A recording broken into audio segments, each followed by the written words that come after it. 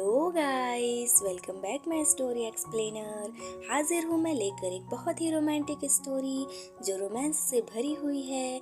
So story को last तक ज़रूर से सुनिएगा और अगर आप चैनल पे नए हैं तो लाइक, सब्सक्राइब एंड शेयर करना बिल्कुल मत भूलिएगा। तो चलिए स्टोरी स्टार्ट करते हैं। एक दिन शाम के तकरीबन 7 बजे थे। प्रताप अपने बेडरूम में पलंग पर बैठे थे। हिमानी घुटने के बल झुकी उसके कमरे की सफाई कर रही थी। ऐसे में उसकी भारी और गोरे गोरे उभारों का ज्यादातर भाग उसके ब्लाउज से बाहर झांक रहा था। प्रताप की निगाहें रह रहकर उसके इसी कयामती उभारों की ओर उठ जाया करती थी और जब भी ऐसा होता उनके तन बदन में एक हलचल सी मच जाती थी। सच तो यह है कि हिमानी की खूबसूरती और जवानी के उनके अधेड़ बदन में एक नई उमंग जगा दी थी और उन्हें हिमानी का साथ मिलने से एक अजीब खुशी मिलती थी। हिमानी कहने को तो काम करने आ रही थी पर उसका पूरा ध्यान प्रताप की हरकतों पर था।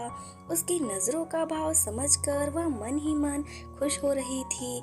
उसे लग रहा था कि वह जल्द ही प्रताप को अपने शीशे में उतार लेगी और ऐसा होते ही अपना उल्लू सीधा कर यहाँ से रफू चक्कर हो जाएगी।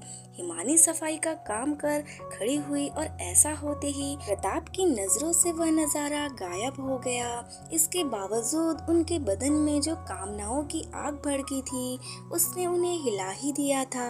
प्रताप पलंग से उतरे, फिर आगे बढ़कर हिमानी को अपनी बाहों में भर लिया।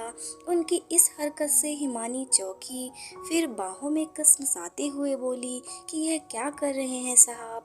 हिमानी, तुम बहुत ही खूबसूरत हो। प्रताप जोश से कांपती आवाज में बोले, तुम्हारी उस खूबसूरती ने मेरे तन बदन में आग लगा दी है। तुमसे लिपट कर मैं अपने तन की इसी आग को बुझाने की कोशिश कर रहा हूँ पर यह गलत है, ऐसा हिमानी कहती है। प्रताप कहता है कुछ गलत नहीं है। प्रताप उसे बुरी तरह चूमते सहलाते हुए बोले। मन ही मन मुस्कुराती हिमानी कुछ देर तक उनकी बाहों से छूटने का नाटक करती रही, फिर अपना शरीर ढीला छोड़ दिया। ऐसा होते ही प्रताप ने उसे उठाकर पलंग पर डाला, फिर उस पर सवार हो गए। भावनाओं का तूफान जब गुजर गया तो हिमानी रोते हुए बोली, यह आपने क्या कर दिया, मुझे तो बर्बाद कर दिया। पल भर तक तो प्रताप के मुंह से बोल ना फूटे, फिर वे शर्मिंदा होकर बोले, हिमानी, मुझसे गलती हो गई, मैं अपने आपे में नहीं था। जो कुछ हुआ उसका मुझे अफसोस है। प्लीज़ यह बात सुभद्रा बाई को ना बतलाना। आपने मेरा सब कुछ लूट लिया, हिमानी कहती है, और अब कह रहे हैं कि बुआ से यह बात ना कहूँ मैं तुम्हें इस बात की कीमत देने के लिए तैयार हूँ। प्रताप ऐसा कहता है। कीमत? हिमानी ने गुस्से वाली निगाहों से प्रताप को देखा। बदले में प्रताप ने तकिए के नीचे से चाबियों का गुच्छा निकाला, फिर कमरे में रखी अलमारी की ओर बढ़ गए। ऐसा होते ही हिमानी के होठों पर सातिराना मुस्कान रेंग उठी, पर जैसे ही उन्होंने सेफ खोली उसकी निगाहें उस पर जम गई। अलमारी बड़े नोटों और गहनों से भरी हुई थी। प्रताप हिमानी के करीब आए और तकरीबन जबरदस्ती नोट की गड्डी उसके हाथ पर रखते हुए बोले, प्लीज सुभद्रा बाई को कुछ ना बतलाना। हिमानी उन्हें पल भर घूरती रही, फिर अपने कपड़े ठीक करने के बाद नोटों की गड्डी ब्लाउज में रखते हुए कमरे से निकल गई। उस रात प्रताप पूरी रात ढंग से ना सो सके।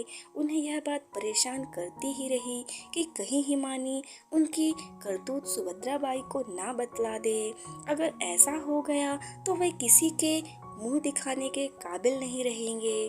पर दूसरे दिन उन्हें तब हैरानी हुई और खुशी का झटका लगा जब हिमानी हमेशा की तरह काम पर लौट आई।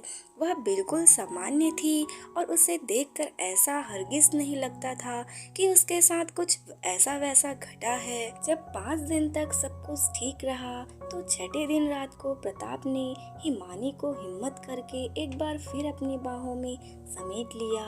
यह क्या कर रहे हैं आप? हिमानी चौंकने का नाटक करती हुई बोली। आपने वादा किया था कि आप दोबारा ऐसी गलती नहीं करेंगे। मैं क्या करूं हिमानी? प्रताप कांपती आवाज में बोले। तुम्हारे हुस्न और जवानी ने मुझे ऐसा पागल किया है कि मैं अपने आप पर काबू नहीं रख पा रहा हूँ। प्लीज़ मुझे मत रोको, मुझे मेरी प्यास बुझा लेने दो। हिमानी ने अपना शरीर ढीला छोड़ दिया। अगले ही पल दोनों बदन एक दूसरे से चिपक कर पलंग पर अटखेलियां कर रहे थे। इस बार हिमानी भी पूरे जोश के साथ प्रताप का साथ दे रही थी। So guys, thanks for watching and please support me guys. Like share and subscribe करना बिल्कुल मत भूलिएगा, क्योंकि हम आप लोगों के लिए ऐसी स्टोरीज लाते रहते हैं। सो नेक्स्ट स्टोरी के लिए स्टे कनेक्टेड। जय भारत, बाय बाय।